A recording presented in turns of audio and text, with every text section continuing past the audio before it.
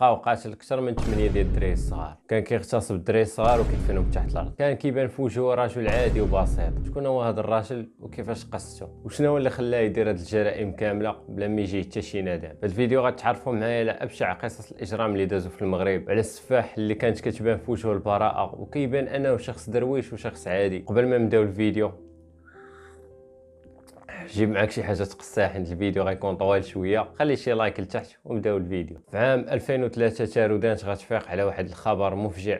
غيكون واحد الشخص دايز من واحد البلاصه كيقولوا لها الواد الواعر، وغيلقى العظام تما ديال شي دراري صغار. هما ما يعرفوهمش في الاول ديال دراري صغار. غيعيط للشرطه، غتحضر الشرطه تما، غيقلبوا دوك الجماجم، يديروا التحاليل باش يعرفوا ديال من دوك الجماجم، ولكن ما عندهم حتى شي دليل باللي شكون اللي قتل وشكون اللي دار ديك الجريمه. في الاول الشك ديال البوليس قالوا حكا هذا شي نصراني ولا شي لعيبه، ولا يكون جا اما تاجر في الاعضاء ديال دوك الدراري الصغار، ولا اغتصبهم ولا دار شي لعيبه وقتلهم. هادشي شكو، حيت الناس ديال تارودان ديك الساعه معروفين باللي الناس داخلين سوق ريوسهم. واكثرين 2003 باقي ما كاين لا تليفونات لا والو. قلت لكم الشرطه غتشك باللي اما شي قاوري ولا شي واحد هو اللي جات عدى على دوك الدراري الصغار ودفنهم تما، ولكن باقي ما عندهم حتى شي دليل. غيشدوا دوك الجماجم غيجمعوهم وغيلقاو فيهم احتراب بشي شكل، غيمشيو يديروا التحليل لديك التراب، غيعرفوا باللي دوك الجماجم غير مليوحين في تما، راه ماشي زعما تقتلوا وتلاحوا تما على المره الاولى، كانوا مدفونين من شي بلاصه وتجبدوا من ديك البلاصه وتلاحوا في داك الواد، وعرفوا باللي راه البلاصه اللي جاي منها الجماجم راه كيعودوا لشي منطقه سكنيه، زعما راه غادي تبنى ولا اهله السكن، ماشي ارض فلاحيه ولا ارض ديال الزراعه. ومن هنا غيبقاو يقلبوا البوليس حيت ما عندهم حتى شي دليل. قلت لكم غيشكوا في النصارى، ما لقاوش النصارى، غيقلبوا على شي دليل، ما عندهم حتى شي دليل. هنا فين غيبداو يبانوا شي عائلات ديال دوك الضحايا اللي اختفى لهم ولادهم، ومن غيديروا التحليل ديال الدي ان اي ديال دوك الجماجم،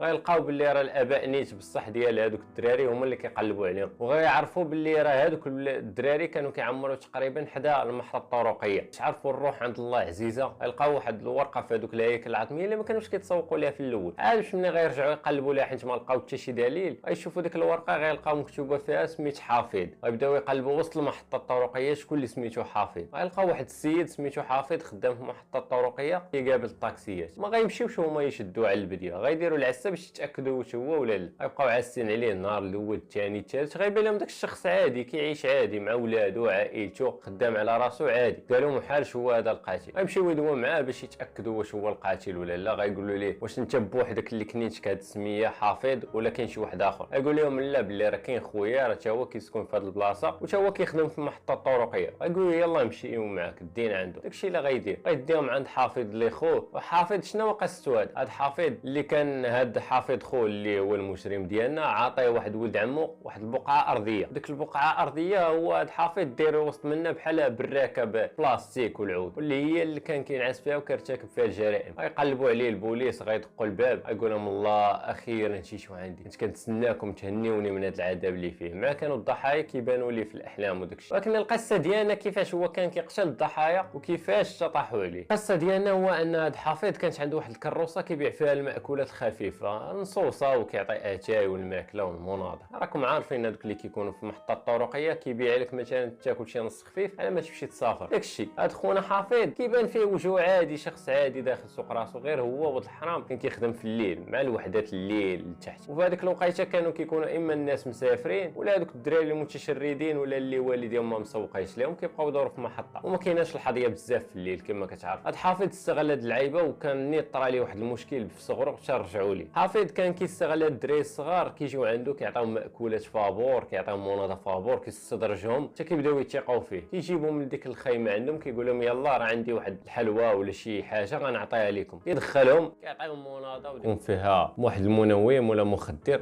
اللي كيخلي دوك الاطفال كينعسوا. فاش كيغتصبهم هما اصلا راه مغيبين حيت عطاهم منوم ولا عطاهم مخدر، كيقتلهم ديك الساعه، اما كيخنقهم ولا شو الاساليب اللي كيديرهم باش كيقتلهم. من بعد كيحفر واحد الحفره اللي تحت السداري اللي كان كينعس فيه في ديك الخيمه، كيحفر واحد الحفره وكيحط الجثه ديال الطفل في هذيك الحفره اللي حفرها. ومع الطفل كيكون ما بين 14 عام حتى 10 سنين كيكون كبير شويه، باش كيبريسيش كيدير كيحط فوق منه داك السداري وكيبقى ينقز فوق من داك السداري حتى كيتبريس الطفل. حيت فاش لقاو الاعظام والجماجم ديال الدراري الصغار لقاو شي مقسوم من دارو وشي مقسوم من داكشي مخمش.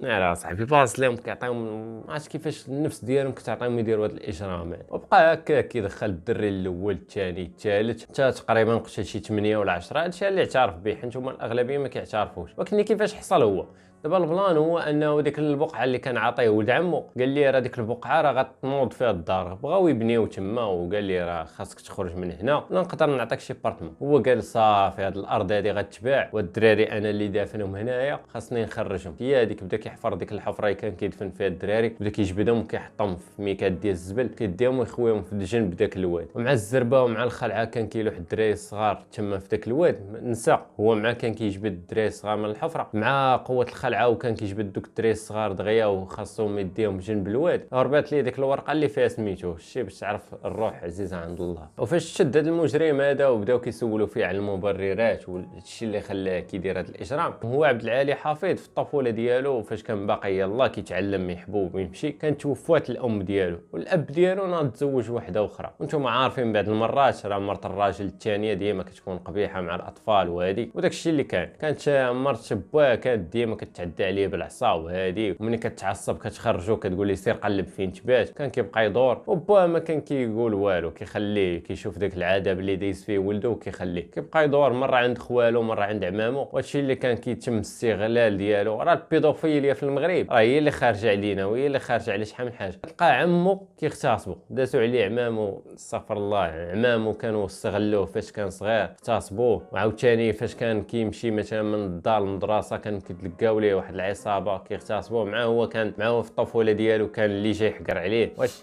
كرفصوا عليا شفت داك المشكل هكاك بقيت اغتصبوك هادشي اللي خلاه مني كبر يخلي عنده واحد العقده نفسانيه. هذاك الشيء علاش الدراري اللي كيتعرضوا للاغتصاب ولا شي حاجه في الصغر اما كيطلع مثلي اما كيطلع حتى هو خاصو يغتصب بنادم ولا يدير شي جريمه باش يعوض الاحساس اللي طرا ليه في الصغر. وهذا المشكل هو اللي خارج على المغاربه بزاف. كاينه البيدوفيليا كما قلت لكم، المشكل اللي عارفينه شحال من واحد وساكتين عليه ولكن انا ما كنقدرش نسكت. نتوما عارفيني كاين اللي كيشجر في ولادو. كيفاش كيتشاجر في ولادو؟ هذا كاينه في مراكش وكاينه في شحال من حاجه. كيصيفطوا ولادهم مثلا عند مول الدجاج ولا عند شي واحد كتقول ليه سير مارس معاه الرذيله باش يعطينا الدجاج وهذه ونصرفوا على ريوسنا. بحال وحده يلاه خرجت هاد الايامات كتقول في شوف تيفي انا ما كنشجعش بنتي اللي باغا دير الروتين اليومي، واللي فيه كتلقاهم طالعين وهما كيضحكوا على الشعب والشعب كيضحك على راسو وقضيه غاديه بحال هكا. غير هو القاتل حنا ما كنتعاطفوش معاه، طرا ليه مشكل في صغرو ولكن هادشي ما كيسمحش ليه بلي انه يقتل 8 الدراري الصغار. وما كنتعاطفوش حتى مع والديهم اللي خلاو ولادهم يدوروا. كما كتشوفوا هاد القضايا ديال القتل هادشي في 2003 ومن 2003 لهنا ل 2022 طاريه زباله ديال القتل والمشاكل غير اللي كيسكت عليها بنادم، وهادشي غير اللي كيتعرف. وهادشي زعما حنا غير دوله اسلاميه. وهذه كانت هذه القصه الاساطير. قولوا لي الراي ديالكم في السفاح هذا اللي قتل